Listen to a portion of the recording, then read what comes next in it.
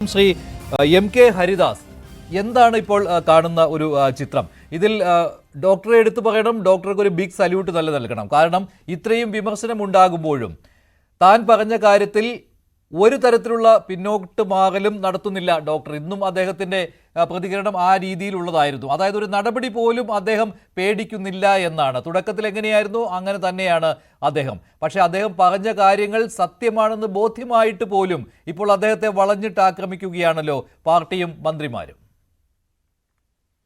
സത്യത്തിൽ പറഞ്ഞാൽ ഇവർ അദ്ദേഹത്തെ യാതൊരു വാക്കും പറയാൻ പാടില്ല. കാരണം ഇവർ ഈ കമ്മ്യൂണിസ്റ്റ് എന്ന് പറഞ്ഞിട്ട് ഈ മന്ത്രിസഭയെ വിശേഷിപ്പിക്കുന്നുവെങ്കിലും സത്യത്തിൽ യഥാർത്ഥ കമ്മ്യൂണിസ്റ്റ് ഈ ഡോക്ടറാണ്. സഹജീവി സ്നേഹമാണ് കമ്മ്യൂണിസത്തിന്റെ മുഖമുദ്ര എങ്കിൽ ആ ഡോക്ടർ പ്രദർശിപ്പിച്ചത് ആ സഹജീവി സ്നേഹം കൊണ്ടാണ് അദ്ദേഹം ഇത്തരം കാര്യങ്ങൾ ഉറക്കെ വിളിച്ചു പറഞ്ഞത്.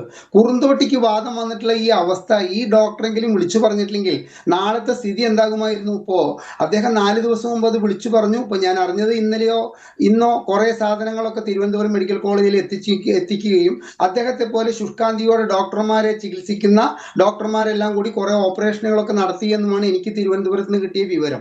അപ്പൊ സത്യത്തിൽ പറഞ്ഞു കഴിഞ്ഞാൽ ഒരു കമ്മ്യൂണിസ്റ്റ് ആദർശം മനസ്സിൽ സൂക്ഷിക്കുന്ന ഒരു വ്യക്തിക്ക് മാത്രമേ ഇത്തരത്തിൽ കാര്യങ്ങൾ തുറന്നു വിളിച്ചു പറയാൻ സാധിക്കുകയുള്ളൂ. ആ ഡോക്ടർ ചെയ്തതിൽ എന്താണ് തെറ്റ്?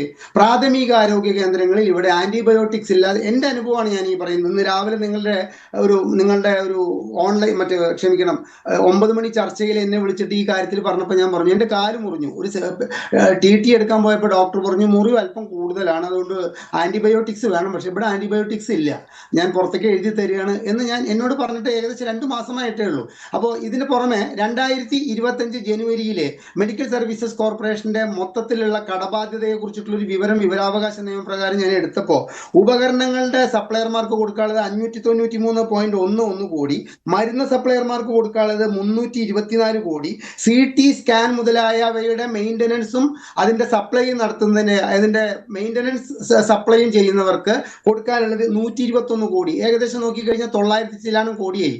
അന്ന് ഞാൻ ഈ ആരോഗ്യ വകുപ്പ് മന്ത്രിക്ക് ഒരു നിവേദനം സമർപ്പിച്ചു, ഒരു സാമൂഹ്യ പ്രവർത്തകൻ എന്ന നിലയ്ക്ക്. അതിന് മറുപടി വന്നു, സാധാരണഗതിയിൽ ഒരു കാർഡ് വന്നു, താങ്കൾ സൂചിപ്പിച്ച വിഷയങ്ങൾ ഞങ്ങളുടെ ശ്രദ്ധയിൽപ്പെട്ടിട്ടുണ്ട്, ഞങ്ങൾ അടിയന്തര നടപടി എടുക്കാന്ന് പറഞ്ഞിട്ട് ഡിസംബറിൽ നിന്ന് ഏകദേശം ജൂലൈ 1-ാം തീയതി എത്തി നിൽക്കുമ്പോഴും ഇത്തരത്തിലൊരു അവസ്ഥയാണ് കേരളത്തിലെ ആരോഗ്യരംഗം നേരിടുന്നത് എന്നുള്ള ഒരു സത്യം മനസ്സിലാക്കണം. പിന്നെ ഇദ്ദേഹത്തിന്റെ നേരെ കുതിര കയറുന്നത് താങ്കൾ ഇതിന്റെ ഇൻട്രോയിൽ പറഞ്ഞത് തന്നെയാണ്. നമ്പർ 1 ആരോഗ്യ സംസ്ഥാനം എന്നുള്ള കൊട്ടിഘോഷിക്കപ്പെട്ട ഒരു ക്യാപ്സ്യൂള് അങ്ങേയറ്റം പൊടിച്ച് തകർത്തിരിക്കുകയാണ് അദ്ദേഹം. അപ്പൊ അത് ഇവരുടെ അടുത്ത ഇലക്ഷനുള്ള ഒരു കാർഡായിരുന്നു. 2026 തിരഞ്ഞെടുപ്പില് നമ്പർ 1 ആരോഗ്യ കേരളം എന്ന് പറഞ്ഞിട്ട് ഈ പാവങ്ങളെ പറ്റിക്കാമെന്നുള്ള ഒരു ധാരണ, കേരളത്തിലെ നമ്മൾ പറയില്ല ജനങ്ങളെ പറ്റിക്കാമെന്നുള്ള ഒരു ധാരണയുടെ മുകളിലുള്ള കടക്കിൽ കത്തിവെക്കുകയാണ് ഡോക്ടർ ഹാരിസ് ചെയ്തത്. പിന്നെ അദ്ദേഹത്തിന്റെ നേരെ കുതിര കയറായിരിക്കും. അദ്ദേഹത്തിനെ ഒറ്റപ്പെടുത്താൻ എന്താണ് മഞ്ജുഷ? അദ്ദേഹത്തിനെ പിരിച്ചു വിട്ടു കഴിഞ്ഞു കഴിഞ്ഞാൽ വീടിന്റെ സൈഡിലുള്ള റൂമിൽ അദ്ദേഹത്തിന് കൺസൾട്ടേഷൻ നടത്തിയാലും ഇത്തരം ഒരു ഡോക്ടർക്ക് ജീവിക്കാനുള്ള പൈസ ഇവിടെ കിട്ടില്ലേ? മെഡിക്കൽ കൗൺസിൽ വിലക്കുന്നിടത്തോളം അദ്ദേഹത്തിന്റെ പ്രാക്ടീസ് ഒന്നും വിലക്കാൻ കേരള സർക്കാരിനാവില്ലല്ലോ. സംസ്ഥാന സർക്കാരിലെ ജോലി വിട്ടു പോകാനല്ലേ പറയുള്ളൂ. അദ്ദേഹത്തെ പോലുള്ള ഡോക്ടർമാരെ ജനങ്ങൾ 2 കൈ നീട്ടി സ്വീകരിക്കുകയല്ലേ ചെയ്യുക. അതുകൊണ്ട് അതൊന്നും ഇവിടെ വില പോവില്ല.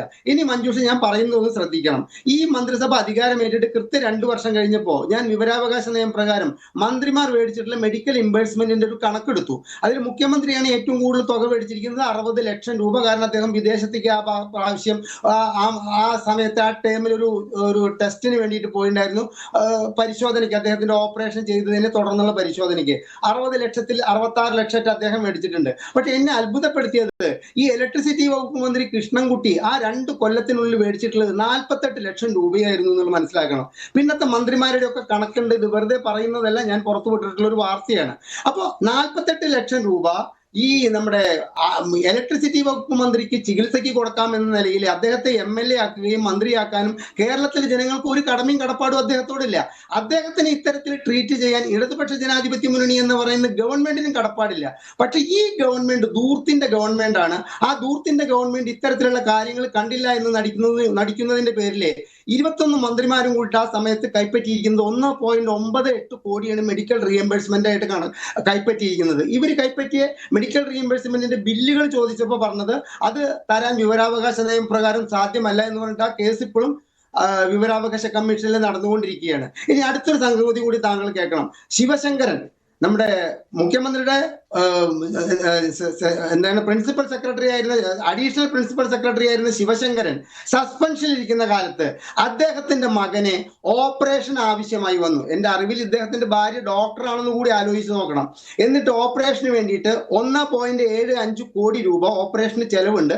അത് മുൻകൂറായി കൈപ്പറ്റാൻ വേണ്ടിയിട്ട് ഒരു അപേക്ഷ കൊടുത്തപ്പോൾ 24 മണിക്കൂറിനുള്ളിൽ അത് പാസ്സാക്കി കൊടുത്തൊരു സർക്കാരാണ് നമ്മുടെ കേരളം ഭരിക്കുമ്പോൾ ഇവിടെ മെഡിക്കൽ ഉപകരണങ്ങൾ ഇല്ലാത്തതിന്റെ പേരിൽ ഒരുപാട് രോഗികളുടെ ചികിത്സ മുടങ്ങുന്നു എന്ന് വിലപിച്ചുകൊണ്ട് ഒരു ഡോക്ടർ രംഗത്ത് വരേണ്ട അവസ്ഥ വന്നു പറഞ്ഞു കഴിഞ്ഞാൽ ഇന്ത്യയിലെ എന്നല്ല ലോകത്തിലെ തന്നെ ഏറ്റവും തകരാറിലായ ഒരു ആരോഗ്യ സംവിധാനമാണ് കേരളത്തിലെ എന്നുള്ളത് മനസ്സിലാക്കണം. ഇവിടെ ശിവകുമാർ ഉമ്മൻചാണ്ടി മന്ത്രിസഭയിൽ ശിവകുമാർ മന്ത്രിയായിരിക്കുമ്പോഴും ഇതുമാതിരി തന്നെ മരുന്ന് ക്ഷാമം രൂക്ഷമായി.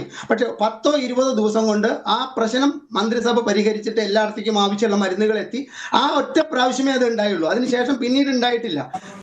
PK ശ്രീമതി അച്യുതാനന്ദൻ മന്ത്രിസഭയിൽ ആരോഗ്യ വകുപ്പ് മന്ത്രിയായിരിക്കുന്ന സമയത്തും ഇതുപോലെ തന്നെ മരുന്ന് ക്ഷാമം ഉണ്ടായിരുന്നു. അതൊക്കെ വളരെ പെട്ടെന്ന് തീർത്തു.